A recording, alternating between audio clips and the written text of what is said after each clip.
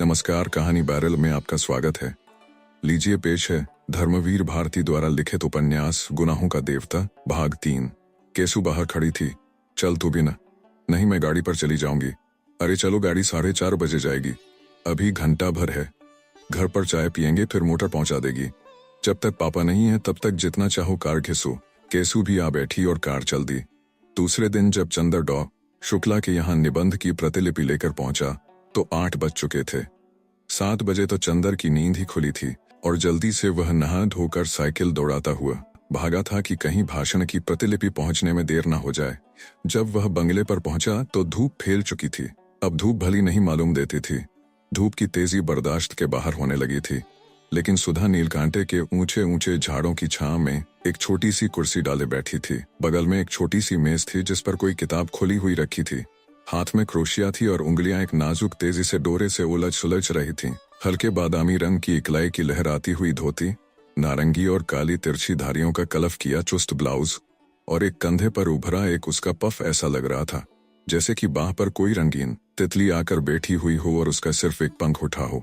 अभी अभी शायद नहाकर उठी थी, क्योंकि शरद की खुशनुमा धूप की तरह हल्के सुनहले बाल पीठ पर लहरा रहे थे।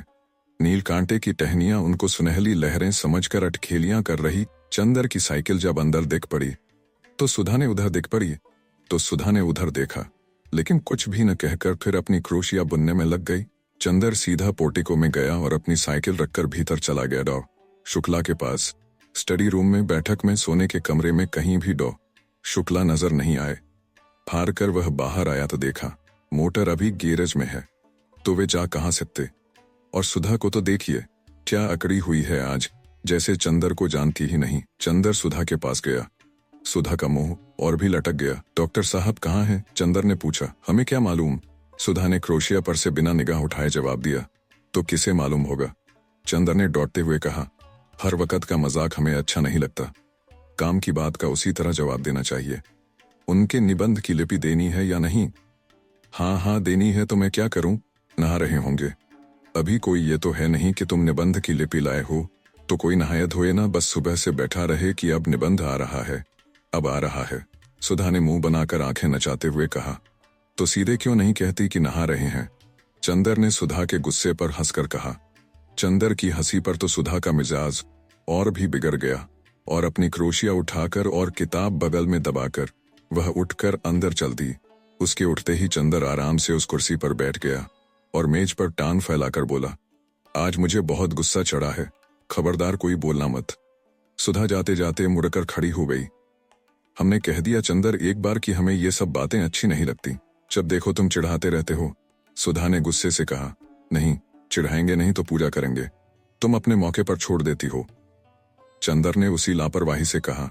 सुधा गई नहीं, वहीं घास पर बैठ गई और किताब खोलकर पढ़ने लगी। जब 5 मिनट तक वह कुछ नहीं बोली तो चंदर ने सोचा आज बात कुछ गंभीर है। सुधा, उसने बड़े दुलार से पुकारा। सुधा। सुधा ने कुछ नहीं कहा, मगर 2 बड़े बड़े आंसू टप से नीचे किताब पर गिर गए।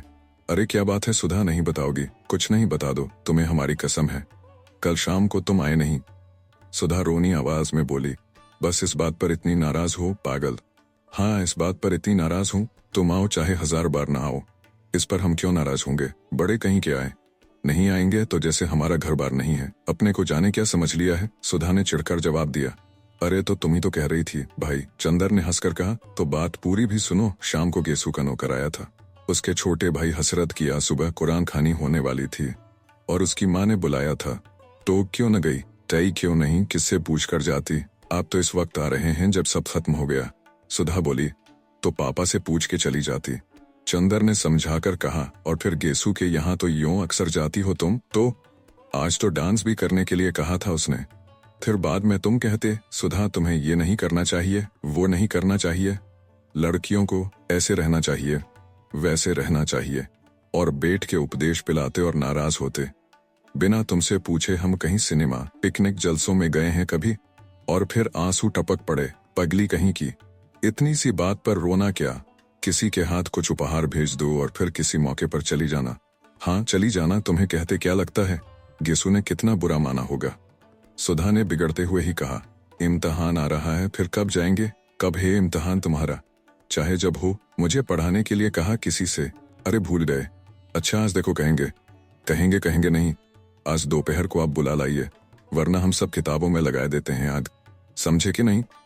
अच्छा अच्छा, आज दोपहर को बुला लाएंगे। ठीक। अच्छा याद आया, बिसरिया से कहूंगा तुम्हें पढ़ाने के लिए उसे रुपए की जरूरत भी है। चंदर ने छुटकारे का कोई रास्ता ना पाकर कहा, आज दोपहर को जरूर से। सुधा ने फिर आंखें नचाकर कहा, लो पापा आ गए, नहाकर जाओ। चंदर उठा और चल दिया। सुधा उठी और अंदर चली गई। डॉक्टर शुक्ला हल्के सांवले रंग के, जरा स्थूलकाय से थे। बहुत गंभीर अध्ययन और अध्यापन और उम्र के साथ साथ ही उनकी नम्रता और भी बढ़ती जा रही थी। लेकिन वे लोगों से मिलते जुलते कम थे। व्यक्तिगत दोस्ती उनकी किसी से नहीं थी, लेकिन उत्तर भारत के प्रमुख विद्वान होने के नाते कॉन्फ्रेंसों में, मौखिक परीक्षाओं में, सरकारी कमेटियों में वे बराबर बुलाए जाते थे और इसमें प्रमुख दिलचस्पी से हिस्सा लेते थे। ऐसी जगहों में चंदर अक्सर उनका प्रमुख सहायक रहता था और इसी नाते चंदर भी प्रांत के बड़े बड़े लोगों से परिचित हो गया था। जब वह MA पास हुआ था तब से फाइनेंस विभाग में उसे कई बार ऊंचे ऊंचे पदों का ऑफर आ चुका था, लेकिन डॉ शुक्ला इसके खिलाफ थे। वे चाहते थे कि पहले वह रिसर्च पूरी कर ले, संभव हो तो विदेश हो आए, तब चाहे कुछ काम करे। अपने व्यक्तिगत जीवन में डॉक्टर शुक्ला अंतर्विरोधों के व्यक्ति थे। पार्टियों में मुसलमानों और ईसाइयों के साथ खाने में उन्हें कोई एतराज नहीं था, लेकिन कच्चा खाना वे चौके में आसन पर बैठकर रेशमी धोती पहनकर खाते थे। सरकार को उन्होंने सलाह दी कि साधुओं और सन्यासियों को जबरदस्ती काम में लगाया जाए और मंदिरों की जायदादें जब्त कर ली जाएं, लेकिन सुबह घंटे भर तक पूजा जरूर करते थे। पूजा पाठ, खान पान, जात पात के पक्के हामी, लेकिन व्यक्तिगत जीवन में कभी यह नहीं जाना कि उनका कौन शिष्य ब्राह्मण है, कौन बनिया, कौन खत्री, कौन कायस्थ। नहाकर वे आ रहे थे और दुर्गा सप्तशती का कोई श्लोक गुनगुना रहे थे। कपूर को देखा तो रुक गए और बोले, हेलो, हो गया वह टाइप? जी हाँ। कहाँ कराया टाइप? मिस डिक्रूज के यहाँ। अच्छा, वह लड़की अच्छी है? अब तो बहुत बड़ी हुई होगी। अभी शादी नहीं हुई। मैंने तो सोचा वह मिले या ना मिले। नहीं, वह यहीं है। शादी हुई, फिर तलाक हो गया। अरे तो अकेले रहती है? नहीं, अपने भाई के साथ है, बर्टी के साथ। अच्छा, और बर्टी की पत्नी अच्छी तरह है? वह मर गई। राम राम, तब तो घर ही बदल गया होगा। पापा, पूजा के लिए सब बिछा दिया है, सहसा सुधा बोली। बेटी, अच्छा चंदर, मैं पूजा कराऊं जल्दी से? तुम चाय पी चुके? जी हाँ। अच्छा, तो मेरी मेज पर एक चार्ट है, जरा इसको ठीक तो कर दो, तब तक मैं अभी आया। चंदर स्टडी रूम में गया और मेज पर बैठ गया। कोट उतारकर उसने खूंटी पर टॉक दिया और नक्शा देखने लगा। पास में एक छोटी सी चीनी की प्याली में चाइना इंक रखी थी और मेज पर पानी।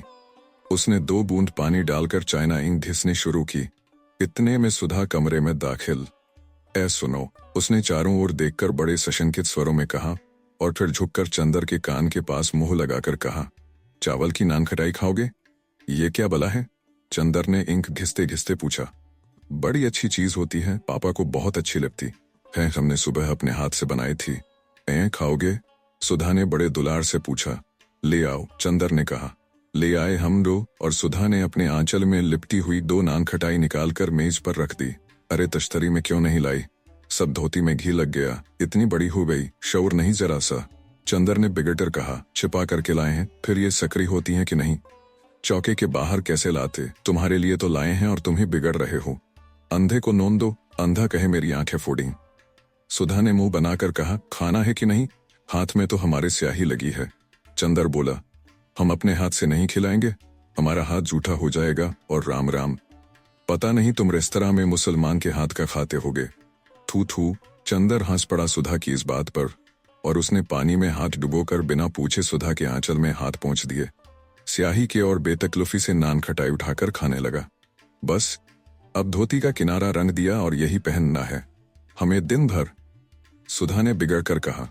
खुद नान खटाई छिपा कर लाई और घी लग गया तो कुछ नहीं, और हमने स्याही पहुंच दी तो मुंह बिगड़ गया। चंदर ने मैपिंग पेन में इंक लगाते हुए कहा। हाँ, अभी पापा देखें तो और बिगड़े की धोती में घी स्याही सब लगाए रहती है, तुम्हें क्या? और उसने स्याही लगा हुआ छोर कसकर कमर में खोंस लिया।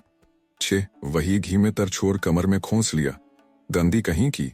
चंदर ने चार्ट की लाइनें ठीक करते हुए कहा। गांधी हैं तो तुमसे मतलब। और मुंह चिढ़ाते हुए सुधा कमरे से बाहर चली गई। चंदर चुपचाप बैठा चार्ट दुरुस्त करता रहा।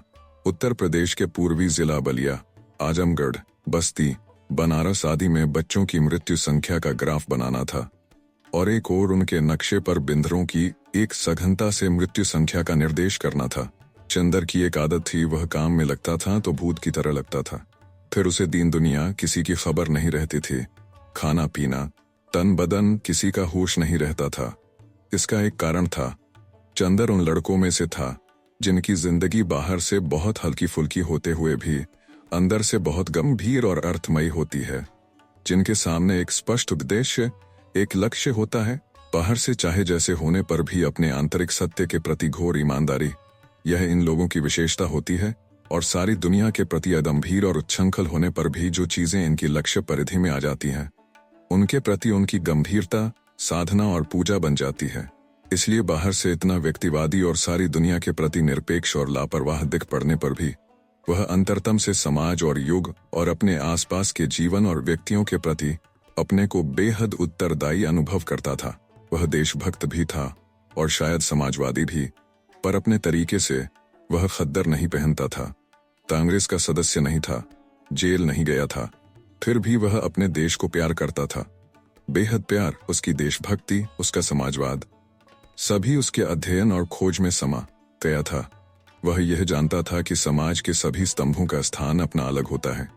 अगर सभी मंदिर के कंगूरे का फूल बनने की कोशिश करने लगे तो नींव की ईंट और सीढ़ी का पत्थर कौन बनेगा? और वह जानता था कि अर्थशास्त्र वह पत्थर है जिस पर समाज के सारे भवन का बोझ है।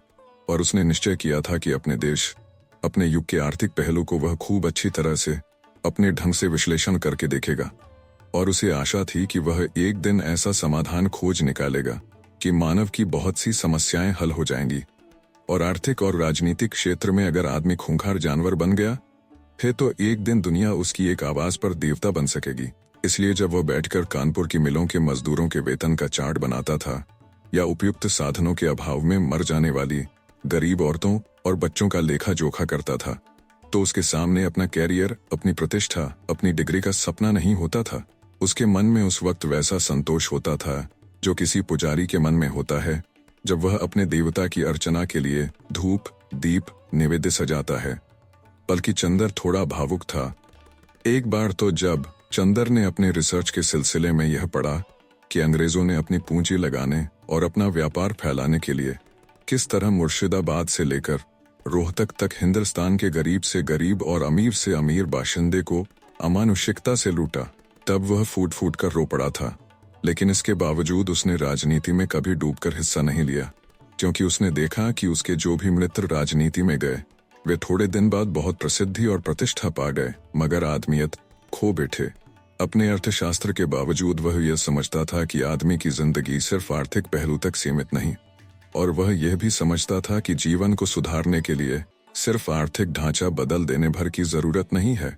उसके लिए आदमी का सुधार करना होगा, व्यक्ति का सुधार करना होगा, वरना एक भरे पूरे और वैभवशाली समाज में भी आज के से अस्वस्थ और पाश्विक वृत्तियों वाले व्यक्ति रहेंगे तो दुनिया ऐसी ही लगेगी जैसे एक खूबसूरत सजा सजाया महल जिसमें कीड़े और राक्षस रहते हों। वह यह भी समझता था कि वह जिस तरह की दुनिया का सपना देखता, वह दुनिया आज किसी भी एक राजनीतिक क्रांति या किसी भी विशेष पार्टी की सहायता मात्र से नहीं बन सकती है। उसके लिए आदमी को अपने को बदलना होगा, किसी समाज को बदलने से काम नहीं चलेगा। इसलिए वह अपने व्यक्ति के संसार में निरंतर लगा रहता था और समाज के आर्थिक पहलू को समझने की कोशिश करता रहता था। यही कारण है कि अपने जीवन में आने वाले व्यक्तियों के प्रति वह बेहद ईमानदार रहता था और अपने अध्ययन और काम के प्रति वह सचेत और जागरूक रहता था। और वह अच्छी तरह समझता था कि इस तरह वह दुनिया को उस ओर बढ़ाने में थोड़ी सी मदद कर रहा है, क्योंकि अपने में भी वह सत्य की वही चिंगारी पाता था। इसलिए कवि या दार्शनिक न होते हुए भी वह इतना भावुक, इतना दृढ़ चरित्र, इतना सशक्त और इतना गंभीर था। और काम तो अपना वह इस तरह करता था जैसे वह किसी की एकाग्र उपासना कर रहा हो। इसलिए जब वह चार्ट के नक्शे पर कलम चला रहा था तो उसे मालूम नहीं हुआ कि कितनी देर से डॉ शुक्ला आकर उसके पीछे खड़े हो गए। वाह, नक्शे पर तो तुम्हारा हाथ बहुत अच्छा चलता है, बहुत अच्छा। अब उसे रहने दो, लाओ देखें तुम्हारा काम कैसा चल रहा है। आज तो इतवार है ना? डॉ शुक्ला पास की कुर्सी पर बैठकर बोले। चंदर, आजकल मैं एक किताब लिखने की सोच रहा हूँ। मैंने सोचा कि भारतवर्ष की जाति व्यवस्था का नए वैज्ञानिक ढंग से अध्ययन और विश्लेषण किया जाए। तुम इसके बारे में क्या सोचते हो? व्यर्थ है। जो व्यवस्था आज नहीं तो कल चूर चूर होने जा रही है, उसके बारे में तुमार बांधना और समय बर्बाद करना बेकार है। चंदर ने बहुत आत्मविश्वास से कहा, यही तो तुम लोगों में खराबी है। कुछ थोड़ी सी खराबियां जाति व्यवस्था की देख ली और उसके खिलाफ हो तय। एक रिसर्च स्कॉलर का दृष्टिकोण ही दूसरा होना चाहिए। फिर हमारे भारत की प्राचीन सांस्कृतिक परंपराओं को तो बहुत ही सावधानी से समझने की आवश्यकता है। यह समझ लो कि मानव जाति दुर्बल नहीं है। अपने विकास क्रम में वह उन्हीं संस्थाओं, रीति रिवाजों और परंपराओं को रहने देती है जो उसकी अस्तित्व के लिए बहुत आवश्यक होती है। अगर वे आवश्यक न हुई तो मानव उससे छुटकारा मांग लेता है। यह जाति व्यवस्था जाने कितने सालों से हिंदुस्तान में कायम है। क्या यही इस बात का प्रमाण नहीं कि यह बहुत सशक्त है, अपने में बहुत जरूरी है? अरे हिंदुस्तान की भली चलाए। चंदर बोला, हिंदुस्तान में तो गुलामी कितने दिनों से कायम है, तो क्या वह भी जरूरी है? बिल्कुल जरूरी है। डॉ शुक्ला बोले, मुझे भी हिंदुस्तान पर गर्व है। मैंने कभी कांग्रेस का काम किया, लेकिन मैं इसे नतीजे पर पहुंचा हूं कि जरा सी आजादी अगर मिलती है हिंदुस्तानियों को तो वे उसका भरपूर दुरुपयोग करने से बाज नहीं आते, और कभी भी ये लोग अच्छे शासक नहीं निकलेंगे। अरे नहीं, ऐसी बात नहीं। हिंदुस्तानियों को ऐसा बना दिया है अंग्रेजों ने, वरना हिंदुस्तान ने ही तो चंद्रगुप्त और अशोक पैदा किए थे। और वही जाति व्यवस्था की बात, तो मुझे तो स्पष्ट दिख रहा है कि जाति व्यवस्था टूट रही है। कपूर बोला, रोटी बेटी की कैद थी, रोटी की कैद तो करीब करीब टूट गई, अब बेटी की कैद भी। ब्याह शादियां भी दो एक पीढ़ी के बाद स्वच्छंदता से होने लगेंगी। अगर ऐसा होगा तो बहुत गलत होगा, इससे जातिगत पतन होता है। ब्याह शादी को कम से कम मैं भावना की दृष्टि से नहीं देखता, यह एक सामाजिक तथ्य है और उसी दृष्टिकोण से हमें देखना चाहिए। शादी में सबसे बड़ी बात होती है सांस्कृतिक समानता, और जब अलग अलग जाति में अलग अलग रीति रिवाज हैं तो एक जाति की लड़की दूसरी जाति में जाकर कभी भी अपने को ठीक से संतुलित नहीं कर सकती। और फिर एक बनिया की व्यापारिक प्रवृत्तियों की लड़की और एक ब्राह्मण का अध्ययन वृत्ति का लड़का, इनकी संतान न इधर विकास कर सकती है न उधर। यह तो सामाजिक व्यवस्था को व्यर्थ के लिए असंतुलित करना हुआ। हाँ, लेकिन विवाह को आप केवल समाज के दृष्टिकोण से क्यों देखते हैं? व्यक्ति के दृष्टिकोण से भी देखिए। अगर तो विभिन्न जाति के लड़के लड़की अपना मानसिक संतुलन ज्यादा अच्छा कर सकते हैं तो क्यों ना विवाह की इजाजत दी जाए? ओह, एक व्यक्ति के सुझाव के लिए हम समाज को क्यों नुकसान पहुंचाएं? और इसका क्या निश्चय कि विवाह के समय यदि दोनों में मानसिक संतुलन है तो विवाह के बाद भी रहेगा ही। मानसिक संतुलन और प्रेम जितना अपने मन पर आधारित होता है उतना ही बाहरी परिस्थितियों पर। क्या जाने ब्याह के वक्त की परिस्थिति का दोनों के मन पर कितना प्रभाव है और उसके बाद संतुलन रह पाता है या नहीं। और मैंने तो लव मैरिजेस, प्रेम विवाह को असफल ही होते देखा है। बोलो है या नहीं? डॉक्टर शुक्ला ने कहा, हाँ, प्रेम विवाह अक्सर असफल होते हैं, लेकिन संभव है वह प्रेम ना होता हो। जहाँ सच्चा प्रेम होगा वहाँ कभी असफल विवाह नहीं होंगे। चंदर ने बहुत साहस करके कहा, ओ, ये सब साहित्य की बातें हैं, समाज शास्त्र की दृष्टि से या वैज्ञानिक दृष्टि से देखो। अच्छा खैर, अभी मैंने उसकी रूपरेखा बनाई है, लिखूंगा तो तुम सुनते चलना। लाओ, वह निबंध कहाँ है? डॉ शुक्ला बोले। चंदर ने उन्हें टाइप की हुई प्रतिलिपि दे दी। उलट पुलट कर डॉ शुक्ला ने देखा और कहा, ठीक है। अच्छा चंदर, अपना काम इधर ठीक ठीक कर लो, अगले इतवार को लखनऊ कॉन्फ्रेंस में चलना है। अच्छा, कार पर चलेंगे या ट्रेन से? ट्रेन से। अच्छा। घड़ी देखते हुए उन्होंने कहा, अब जरा मैं काम से चल रहा हूँ, तुम यह चार्ट बना डालो और एक निबंध लिख डालना। पूर्वी जिलों में शिशु मृत्यु। प्रांत के स्वास्थ्य विभाग ने एक पुरस्कार घोषित किया है। डॉ शुक्ला चले गए। चंदर ने फिर चार्ट में हाथ लगाया। चंदर के जाने के जरा ही देर बाद पापा आए और खाने बैठे। सुधा ने रसोई की रेशमी धोती पहनी और पापा को पंखा झलने बैठ गई। सुधा अपने पापा की सिर चढ़ी दुलारी बेटियों में से थी और इतनी बड़ी हो जाने पर भी वह दुलार दिखाने से बाज नहीं आती थी। फिर आज तो उसने पापा की प्रिय नान खटाई अपने हाथ से बनाई थी। आज तो दुलार दिखाने का उसका हक था और भली बुरी हर तरह की जिद को मान लेना करना यह पापा की मजबूरी थी। मुश्किल से डॉक्टर साहब ने अभी 2 और खाए होंगे कि सुधा ने कहा, नान खटाई खाओ। पापा, डॉक्टर शुक्ला ने एक नान खटाई तोड़कर खाते हुए कहा, बहुत अच्छी है। खाते खाते उन्होंने पूछा, सोमवार को कौन दिन है सुधा? सोमवार को कौन दिन है? सोमवार को मंडे है, सुधा ने हंसकर कहा। डॉक्टर शुक्ला भी अपनी भूल पर हंस पड़े। अरे देख तो मैं कितना भुलक्कर हो गया हूँ, मेरा मतलब था कि सोमवार को कौन तारीख है? तारीख? सुधा बोली, क्यों? कुछ नहीं को कॉन्फ्रेंस है और 4 को तुम्हारी बुआ आ रही हैं। बुआ आ रही हैं और बिनती भी आएगी। हाँ, उसी को तो पहुंचाने आ रही हैं। विदुषी का केंद्र यही तो है। आहा, अब तो बिनती 3 महीने यही रहेगी पापा। अब बिनती को यहीं बुला लो। मैं बहुत अकेली रहती हूँ। हाँ, अब तो जून तक यहीं रहेगी, फिर जुलाई में उसकी शादी होगी। शुक्ला ने कहा, अरे अभी से? अभी उसकी उम्र ही क्या है? सुधा बोली, क्यों, तेरे बराबर है। अब तेरे लिए भी तेरी बुआ ने लिखा है। नहीं पापा, हम ब्याह नहीं करेंगे। सुधा ने मचल कर कहा, तब बस हम पढ़ेंगे। FA कर लेंगे, फिर B, फिर MA, फिर रिसर्च, फिर बराबर पढ़ते जाएंगे। फिर एक दिन हम भी तुम्हारे बराबर हो जाएंगे। क्यों पापा? नहीं तो बातें तो सुनो इसकी। ला 2 नान खटाई और दे। शुक्ला हंसकर, नहीं, पहले तो कबूल दो, तब हम नान खटाई देंगे। बताओ, ब्याह तो नहीं करोगे? सुधा ने 2 नान खटाइयां हाथ में उठाकर कहा, ला रख। नहीं, पहले बता दो। अच्छा अच्छा, नहीं करेंगे। सुधा ने दोनों नान खटाइयां रखकर पंखा झलना शुरू किया। इतने में फिर नान खटाइयां खाते हुए डॉ शुक्ला बोले, तेरी सास तुझे देखने आएगी तो यही नान खटाइयां तुमसे बनवाकर खिलाएंगे। फिर वही बात। सुधा ने पंखा पटकर कहा, अभी तुम वादा कर चुके हो कि ब्याह नहीं करेंगे। हाँ हाँ, ब्याह नहीं करूंगा, ये तो कह दिया मैंने, लेकिन तेरा ब्याह नहीं करूंगा, ये मैंने कब कहा? हाँ, ये तो फिर झूठ बोल रहे तुम। सुधा बोली, अच्छा चलो उहर। महराजिन ने डांट कर कहा, इतनी बड़ी बिटिया हो गई, मारे दुलारे के बर्रानी जात है। महराजिन पुरानी थी और सुधा को डांटने का पूरा हक था उसे, और सुधा भी उसका बहुत लिहाज करती थी। वह उठी और चुपचाप जाकर अपने कमरे में लेट गई। 12 बज रहे थे। वह लेटी लेटी कल रात की बात सोचने लगी। क्लास में क्या मजा आया था कल। गेसु कितनी अच्छी लड़की है। इस वक्त गेसु के यहाँ खाना पीना हो रहा होगा और फिर सब लोग मिलकर गाएंगे। कौन जाने, शायद दोपहर को कव्वाली भी हो। इन लोगों के यहाँ कव्वाली इतनी अच्छी होती है, सुधा सुन नहीं पाएगी, और गेसु ने भी कितना बुरा माना होगा। और यह सब चंदर की वजह से।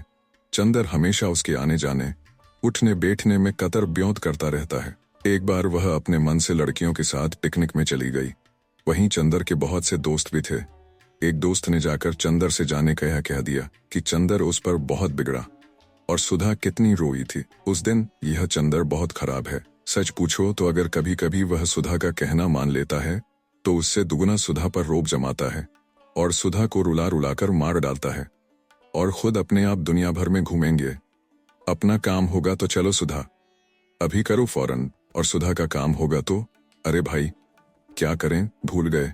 अब आज ही देखो, सुबह 8 बजे आए और अब देखो 2 बजे भी जनाब आते हैं या नहीं, और कह गए हैं 2 बजे तक के लिए, तो 2 बजे तक सुधा को चैन नहीं पड़ेगी, न नींद आएगी न किसी काम में तबीयत लगेगी। लेकिन अब ऐसे काम कैसे चलेगा। इम्तिहान को कितने थोड़े दिन रह गए हैं और सुधा की तबीयत सिवा पोइट्री कविता के और कुछ पढ़ने में लगती ही नहीं। कब से वह चंदर से कह रही है थोड़ा सा इकोनॉमिक्स पढ़ा दो, लेकिन ऐसा स्वार्थी है कि बस चाय पी ली, नान खटाई खा ली, रुला लिया और फिर अपने मस्त साइकिल पर घूम रहे हैं। यही सब सोचते सोचते सुधा को नींद आ गई, और 3 बजे जब गेसु आई तो भी सुधा सो रही थी। पलंग के नीचे DMC का गोला खुला हुआ था और तकिए के पास क्रोशिया पड़ी थी। सुधा थी बड़ी प्यारी, बड़ी खूबसूरत, और फास्तीर से उसकी पलकें तो अपराजिता के फूलों को मात करती थीं, और थी इतनी गोरी गुदकारी कि कहीं पर दबा दो तो फूल खिल जाए। मूंगिया होंठों पर जाने कैसा अछूता गुलाब मुस्कुराता था, और बाहें तो जैसे बेले की पांखुरियों की बनी हो। गेसु आई, उसके हाथ में मिठाई थी जो उसकी माँ ने सुधा के लिए भेजी थी। वह पल भर खड़ी रही और फिर उसने मेज पर मिठाई रख दी और क्रोशिया से सुधा की गर्दन गुदगुदाने लगी। सुधा ने करवट बदल ली। गेसु ने नीचे पड़ा हुआ डोरा उठाया और आहिस्ते से उसका चुटीला डोरे के एक छोर से बांधकर दूसरा छोर मेज के पाए से बांध दिया, और उसके बाद बोली, सुधा सुधा उठो। चौंकर उठ गई और आंखें मलते मलते बोली, अब 2 बजे हैं, लाए उन्हें या नहीं? ओहो, उन्हें लाए या नहीं, किसे बुलाया था रानी? 2 बजे, जरा हमें भी तो मालूम हो। गेसु ने बाह में चुटकी काटते हुए पूछा। उफ़्फ़ो, सुधा बाह झटक कर बोली, मार डाला, बेदर्द कहीं की। ये सब अपने उन्हीं अख्तर मियाँ को दिखाया कर। और ज्यों ही सुधा ने सिर ढकने के लिए पल्ला उठाया तो देखा कि चोटी डोर में बंधी हुई है। इसके पहले कि सुधा कुछ कहे, गेसु बोली, या सनम, जरा पढ़ाई तो देखो। मैंने तो सुना था कि नींद ना आए इसलिए लड़के अपनी चोटी खूंटी में बांध लेते हैं, पर यह नहीं मालूम था कि लड़कियां भी अब वही करने लगी हैं। सुधा ने चोटी से डोर खोलते हुए कहा, मैं ही सताने को रह गई हूँ। अख्तर मियाँ की चोटी बांधकर नचाना उन्हें अभी से बेताब क्यों हुई जाती है? अरे रानी, उनके चोटी कहा, मियाँ है मियाँ, चोटी न सही दाढ़ी सही। दाढ़ी खुदा खैर करे, मगर वो दाढ़ी रख लें तो मैं उनसे मोहब्बत तोड़ लूं। सुधा हंसने लगी। ले, अम्मी ने तेरे लिए मिठाई भेजी है, तू आई क्यों नहीं? क्या बताऊं? बताऊं बताऊं? कुछ नहीं। अब कब आएगी तू? गोसू सुनो, इसी मंगल नहीं नहीं बृहस्पति को बुआ आ रही हैं, वो चली जाएंगी, तब आऊंगी मैं। अच्छा, अब मैं चलूं? अभी कामिनी और प्रभा के यहाँ मिठाई पहुंचानी है। गेसू मुड़ते हुए बोली। अरे बैठो भी। सुधा ने गेसू की ओढ़नी पकड़कर उसे खींचकर बिठलाते हुए कहा, अभी आए हो, बैठे हो, दामन संभाला है। आहा, अब तो तू भी उर्दू शायरी कहने लगी। गेसू ने बैठते हुए कहा, तेरा ही मर्ज लग गया। सुधा ने हंसकर कहा, देख कहीं और भी मर्ज न लग जाए, वरना फिर तेरे लिए भी इंतजाम करना होगा। गेसू ने पलंग पर लेटते हुए कहा, अरे ये वो गुड़ नहीं कि चीटे खाएं? देखूंगी और देखूंगी क्या, देख रही हूं। इधर पिछले 2 साल से कितनी बदल गई है तू। पहले कितना हंसती बोलती थी, कितनी लड़ती झगड़ती थी, और अब कितना हंसने बोलने पर भी गुमसुम हो गई है तू। और वैसे हमेशा हंसती रहे चाहे, लेकिन जाने किस ख्याल में डूबी रहती है हमेशा। गेसू ने सुधा की ओर देखते हुए कहा, धत पगली कहीं की। सुधा ने गेसू के एक हल्की सी चपत मारकर कहा, यह सब अपने ख्याली पुलाव है। मैं किसी के ध्यान में डूबूंगी, ये हमारे गुरु ने नहीं खाया। गुरु तो किसी के नहीं सिखाते सुधा रानी। बिल्कुल सच सच, क्या कभी तुम्हारे मन में किसी के लिए मोहब्बत नहीं जागी? गेसू ने बहुत गंभीरता से पूछा। देख गेसू, तुझसे मैंने आज तक तो कभी कुछ नहीं छिपाया, न शायद कभी छिपाऊंगी। अगर कभी कोई बात होती तो तुझसे छिपी न रहती। और रहा मोहब्बत का, तो सच पूछ तो मैंने जो कुछ कहानियों में पढ़ा है कि किसी को देखकर मैं रोने लगूं, गाने लगूं, पागल हो जाऊं, ये सब कभी मुझे नहीं हुआ। और रही कविताएं, तो उनमें की बातें मुझे बहुत अच्छी लगती हैं। कीट्स की कविताएं पढ़कर ऐसा लगा है अक्सर कि मेरी नसों का कतरा कतरा आंसू बनकर छलकने वाला है। लेकिन वह महज कविता का असर होता है। महज कविता का असर? गेसू ने पूछा। कभी किसी खास आदमी के लिए तेरे मन में हंसी या आंसू नहीं उमड़ते? कभी अपने मन को जांच कर तो देख, कहीं तेरी नाजुक ख्याली के पर्दे में किसी एक की सूरत तो नहीं छिपी है? नहीं गेसू बानो, नहीं, इसमें मन को जांचने की क्या बात है। ऐसी बात होती और मन किसी के लिए झकता तो क्या खुद मुझे नहीं मालूम होता? सुधा बोली। लेकिन तुम ऐसा क्यों सोचती हो? बात यह है सुधी, गेसू ने सुधा को अपनी गोद में खींचते हुए कहा, देखो तुम मुझसे इल्म में ऊंची हो, तुमने अंग्रेजी शायरी छान डाली है, लेकिन जिंदगी से जितना मुझे साबिका पड़ चुका है, अभी तुम्हें नहीं पड़ा। अक्सर कब, कहाँ और कैसे मन अपने को हार बैठता है, यह खुद हमें पता नहीं लगता। मालूम तब होता है जब जिसके कदम पर हमने सिर रखा है वह झटके से अपने कदम घसीट ले। उस वक्त हमारी नींद टूट जाती है और तब हम जाकर देखते हैं कि अरे हमारा सिर तो किसी के कदमों पर रखा हुआ था, और उनके सहारे आराम से सोते हुए हम सपना देख रहे थे कि हमारा सिर कहीं झुका ही नहीं। और मुझे जाने तेरी आंखों में इधर क्या दिख रहा है कि मैं बेचैन हो उठी हूँ। तूने कभी कुछ नहीं कहा, लेकिन मैंने देखा कि नाजुक अशार तेरे दिल को उस जगह छू लेते हैं जिस जगह उसी को छू सकते हैं जो अपना दिल किसी के कदमों पर चढ़ा चुका हो। और मैं यह नहीं कहती कि तूने मुझसे छिपाया है, कौन जानता है तेरे दिल ने खुद तुझसे यह राज छिपा रखा हो। और सुधा के गाल थपथपाते हुए गेसू बोले, लेकिन मेरी एक बात मानेगी तू कभी इस दर्द को मोल न लेना, बहुत तकलीफ होती है। सुधा हंसने लगी। तकलीफ की क्या बात, तू तो है ही, तुझसे पूछ लूंगी उसका इलाज। मुझसे पूछकर क्या कर लेगी? दर्द दिल क्या बांटने की चीज है? बांट लें अपने पराए दर्द दिल। नहीं, तू बड़ी सुकवार है, तू इन तकलीफों के लिए बनी नहीं मेरी चंपा। और गेसू ने उसका सिर अपनी छाती में छिपा लिया। टन से घड़ी ने 3:30 बजाए। सुधा ने अपना सिर उठाया और घड़ी की ओर देखकर कहा, ओफो, 3:30 बजे गए और अभी तक गायब। किसके इंतजार में बेताब है तू? गेसू ने उठकर पूछा।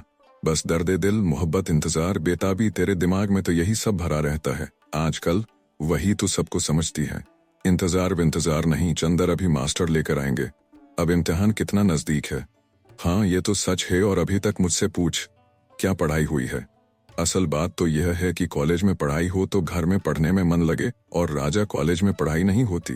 इससे अच्छा सीधे यूनिवर्सिटी में बीए करते तो अच्छा था। मेरी तो अम्मी ने कहा कि वहां लड़के पढ़ते हैं, वहां नहीं भेजूंगी। लेकिन तू क्यों नहीं गई सुधा? मुझे भी चंदर ने मना कर दिया था, सुधा बोली। सहसा गेसू ने एक क्षण को सुधा की ओर देखा और कहा, सुधी, तुझसे एक बात पूछूं? जाहिर है। क्या? कुछ नहीं, पूछो ना, कर कभी पूछ लेंगे। अब देर हो रही है, आधा घंटा हो गया। कोचवान बाहर खड़ा है। सुधा गेसु को पहुंचाने बाहर तक आई।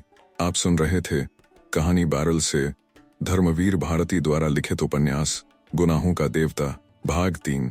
वीडियो पसंद आया तो इसे लाइक करिए और चैनल को भी सब्सक्राइब कीजिए। धन्यवाद।